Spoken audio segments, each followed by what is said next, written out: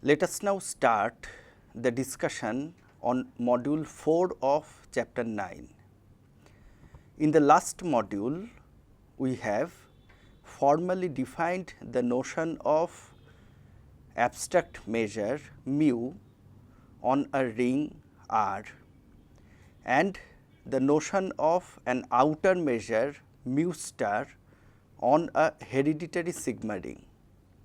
We have seen that from a given measure mu on a ring R, we can extend it to an outer measure mu star on the generated hereditary sigma ring HR. And subsequently, we had defined the notion of mu star measurable sets as some special subsets of HR. We have shown that the members of this special collection, which we denoted by S bar, it forms a sigma ring and it contains the class of sets from the ring R. Now, in this module, we are going to show that in this process, we can actually extend the given measure mu from the ring to a sigma ring, and we will also examine its unicity and some other results. We start with this theorem. Let mu be a measure on a ring R and let mu star be the extension of mu to an outer measure on HR. Let S bar be the collection of all mu star measurable sets, and let us write the restriction of mu star on S bar by mu bar. Then mu bar is an extension of mu to a measure on S bar. For the proof, observe that obviously mu bar is non-negative with mu bar phi equal to 0, and mu bar is an extension of mu because mu star is already an extension of mu and mu bar is the restriction of mu star, which contains the ring R. We know that if we take a member A from HR and n belonging to capital N is a sequence of pairwise disjoint measurable sets, then mu star of A intersection union I equal to 1 to infinity E I is equal to sigma I equal to 1 to infinity mu star of A intersection E I. Now, in the above equality, let us put A equal to union I equal to 1 to infinity E I, because since S bar is a sigma ring, the set A belongs to S bar, and consequently, we have mu star of union I equal to 1 to infinity E I is equal to sigma I equal to 1 to infinity mu star of E I.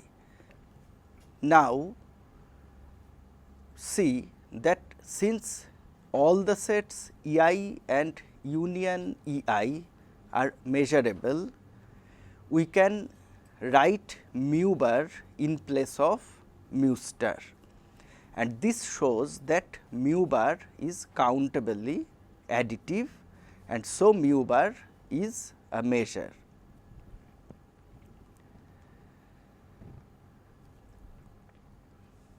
Now, the question is that from a given measure mu on a ring R, we have extended it to a measure mu bar on a sigma ring S bar containing R.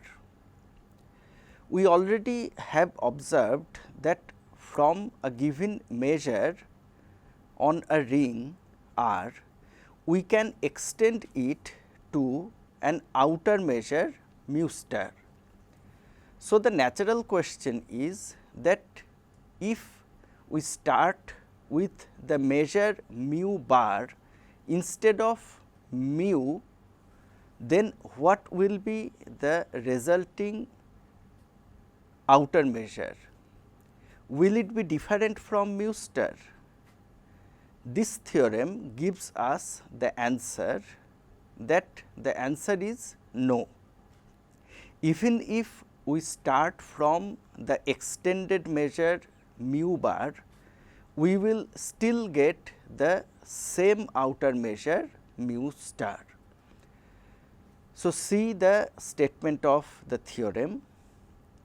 Let mu be a measure on a ring R and let mu star be the extension of mu to an outer measure on H R. Let S bar be the collection of mu star measurable sets and mu bar be the extension of mu to S bar. Then mu star E have two equivalent criterias. The first is we can write it as infimum of mu bar f, where E subset of f and f is a member of S R, the sigma ring generated by R.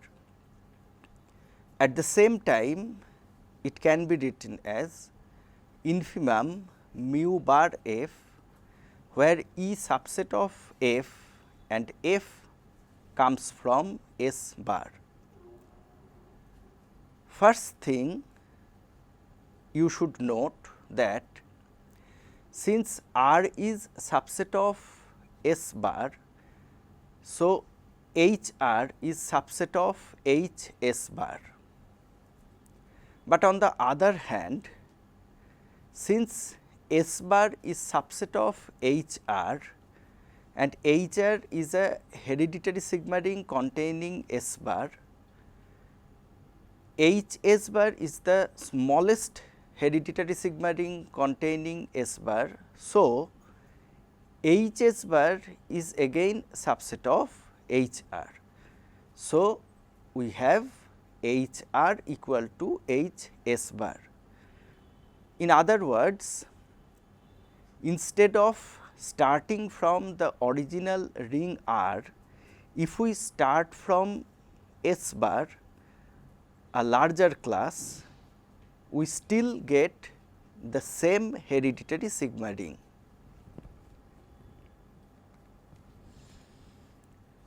Now, let us take an arbitrary member E from H R. By the definition of mu star E is equal to infimum sigma n equal to 1 to infinity mu of E n, where E is subset of union n equal to 1 to infinity E n, where the sets E n come from the ring R.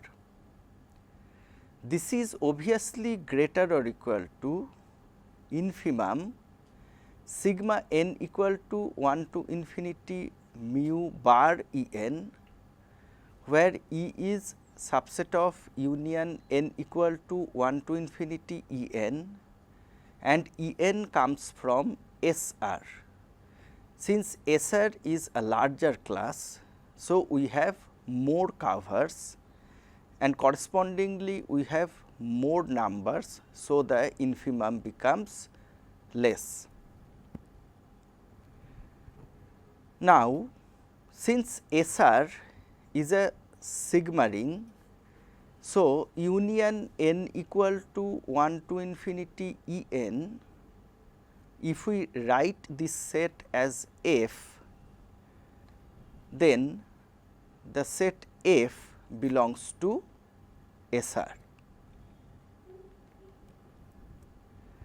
Also, from the countable sub-additivity of the measure mu bar, we already have mu bar f less or equal to sigma n equal to 1 to infinity mu bar E n. So, we have mu star E greater or equal to infimum mu bar f, where E is subset of f and f comes from SR. So, we are replacing the summation sigma n equal to 1 to infinity mu bar E n by a smaller number mu bar f. So, the infimum becomes less, and this is again greater or equal to infimum mu bar f, where E is subset of f and f comes from S bar. Here again observe that as SR is subset of S bar, so we have more options of f, hence the infimum decreases more, but still this is always greater or equal to mu star E by the monotonicity of mu star, because in any case the set E is subset of all these f, and consequently mu star E is less or equal to mu star f, which is equal to mu bar f. So, combining we have this particular inequality like A greater or equal to B greater or equal to C greater or equal to A, but this implies that all the three numbers A, B, C should be equal, and this proves the result. From the construction of mu star, it follows that if the original measure mu is sigma finite on the given ring R, then the resulting outer measure mu star defined on H R is also sigma finite, and consequently the measure mu bar on S bar is also sigma finite. But in general, this extension of measure from a ring to a sigma ring is not unique. So, in the next theorem, we are going to see when this extension is unique. Let mu be a sigma finite measure defined on a ring R, then mu has an unique extension to a sigma finite measure mu bar on S R. We start the proof. We already know that if mu is sigma finite, then the extending measure mu bar is also sigma finite. To prove its unicity, we have to show that if we take another sigma finite measure mu 1 on S R with the property that mu 1 equal to mu bar on R, we have to show that mu 1 coincides with mu bar on the whole of S R. So, let us start with the assumption that at least one of the two measures is finite. Let M bar be the collection of all those members for which mu 1 is equal to mu bar. Now, clearly see that since both mu bar and mu 1 are extensions of mu from R, so on R they are both equal. So, R is subset of m bar.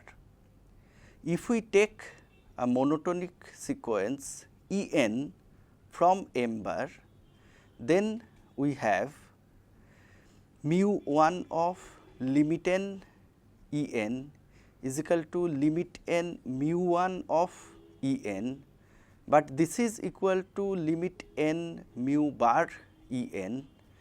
This is equal to mu bar of limit n E n. So, this shows that for a monotonic sequence E n coming from m bar, limit n E n again belongs to m bar, and so m bar is a monotone class. But we already know that R is subset of m bar and SR is a sigma ring, and so is the smallest sigma ring containing R. So, SR should be subset of m bar, and this shows that mu 1 should be equal to mu bar on the class SR. Now, consider the general case. Let A be any fixed set in R of finite measure with respect to one of the two measures mu 1 and mu bar. First, observe that since both mu 1 and mu bar are sigma finite, so such a set A always exists. Now, R intersection E is again a ring, and we have already proved in the first module of this chapter that S of R intersection A is equal to SR intersection A.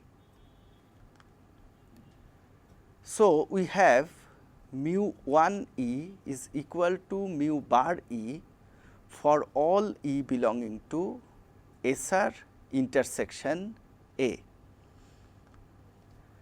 Since every E belonging to SR can be covered by a countable union of sets of finite measure taken from R with respect to either of the measures mu 1 or mu bar. So, it now follows that mu 1 should be equal to mu bar on the whole set S R, and this proves our assertion that if the original measure mu is sigma finite on the ring R, then the extension mu bar on SR is an unique extension of the measure mu. Next, we are going to present an interesting definition. Let mu be a measure on a ring R, and let mu star be the extension of mu to an outer measure on HR, and as always let S bar be the collection of mu star measurable sets. Let mu bar be the extension of mu to S bar. A mu star measurable set F is said to be a measurable cover of E coming from HR if E subset of F and for any mu star measurable set G contained in the difference F minus E, we have mu bar G equal to 0. The notion of this measurable cover comes from the theory of Lebesgue measure. Recall that we have seen in the chapter on Lebesgue measure that for any set of real numbers A with finite outer measure, we can find a G delta set G which is obviously measurable such that mu star A is equal to mu of G. So, there that G delta set is a measurable cover of the set A.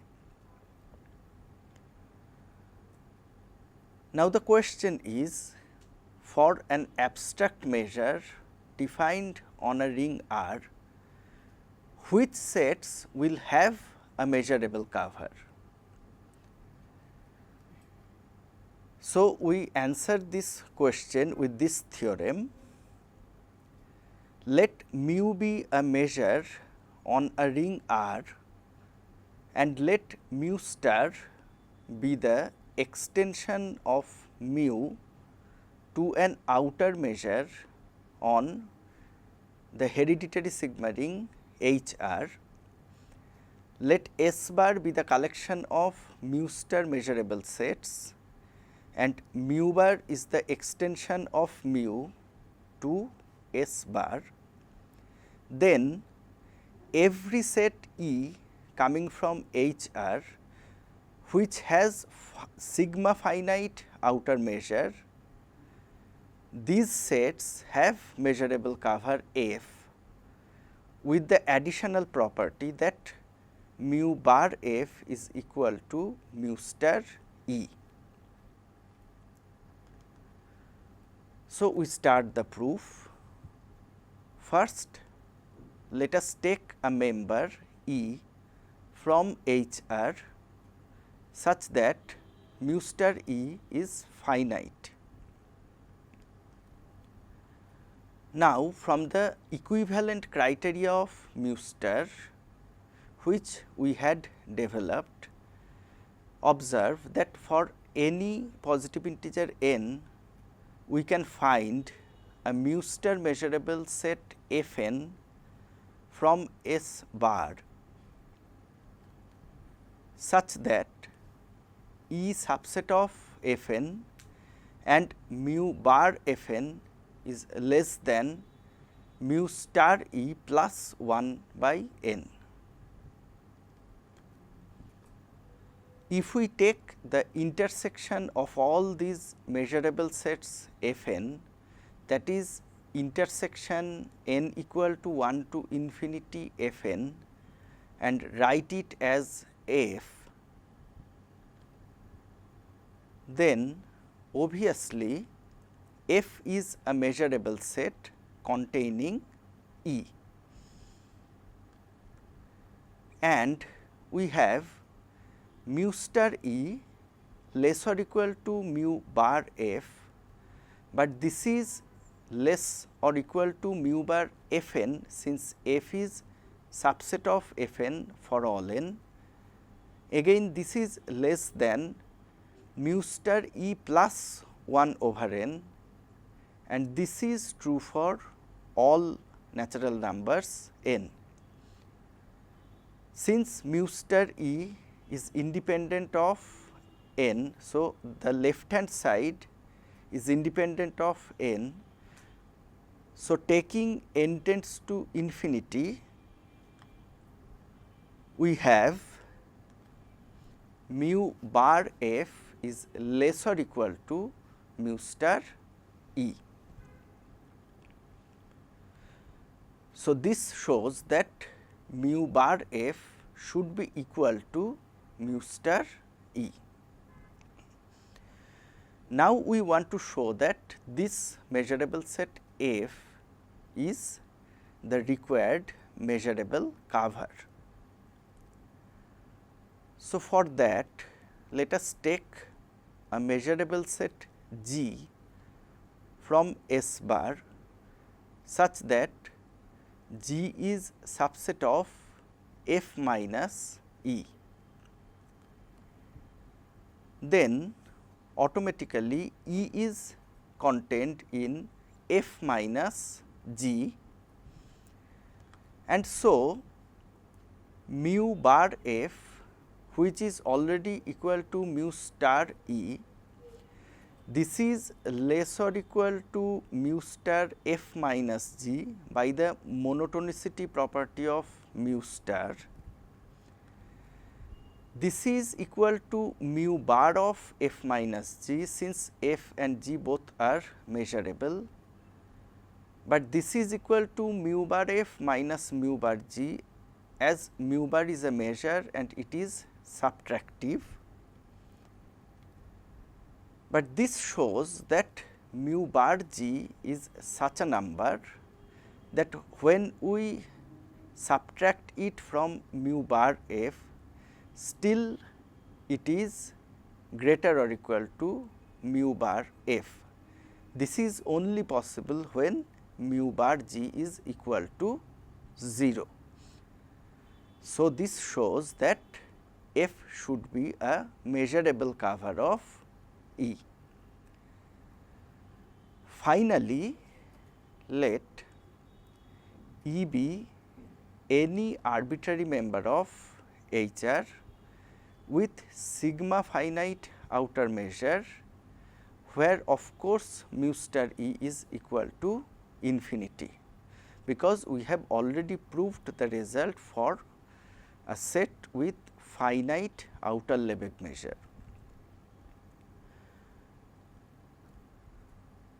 Obviously, note that if F is a measurable set containing E, then mu star E and mu bar F both should be equal to infinity. So, here we do not need to show the equality. Now, from the definition of HR, we can find a countable collection of sets E n dash n belonging to capital N, such that E subset of union n equal to 1 to infinity E n dash, where each E n dash has outer measure finite.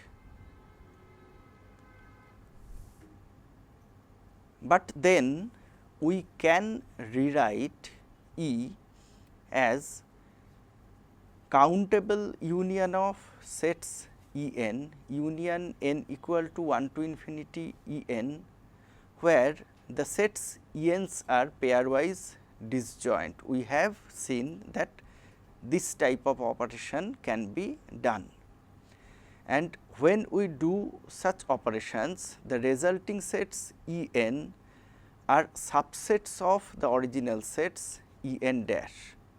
So, mu star E n is finite for all n. Now, by the first part of the proof, every E n has a measurable cover F n. And so, if we take the union of all these measurable sets, that is F equal to union n equal to 1 to infinity F n, then F is a measurable set containing E. Clearly, mu bar F is infinity, and it is easy to observe that for any measurable set G from S bar, if G is subset of F minus E, then mu bar G is equal to 0. And so, this F is the required measurable cover of E.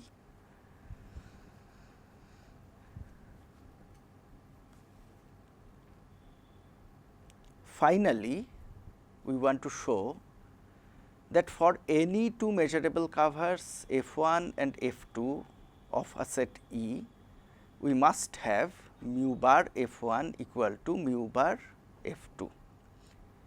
Why? Because if we start with two measurable curves f1 and f2 of E, we have E subset of f1 as well as E subset of f2. This implies that E subset of f1 intersection f2, consequently f1 minus f2, which can be rewritten as f1 minus f1 intersection f2. So, this is subset of f1 minus E.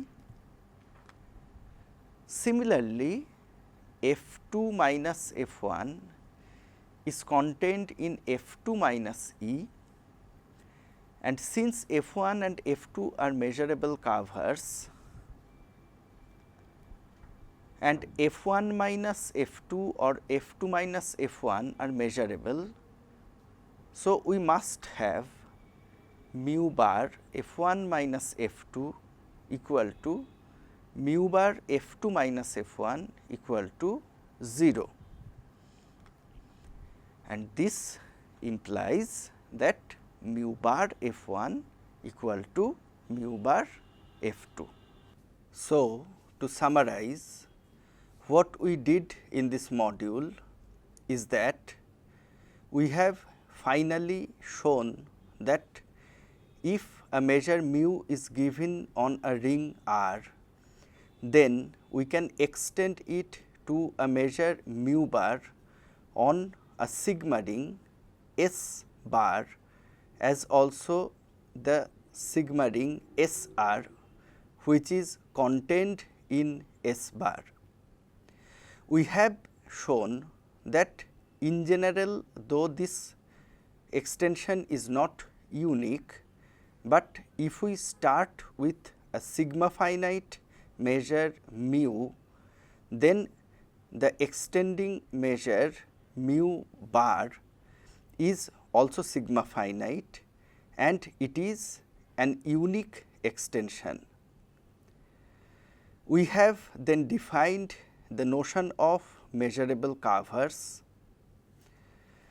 and we have shown that the sets from HR which have sigma finite outer measure, these sets must have a measurable curve such that the measurable curve has the same measure as the outer measure of that particular set.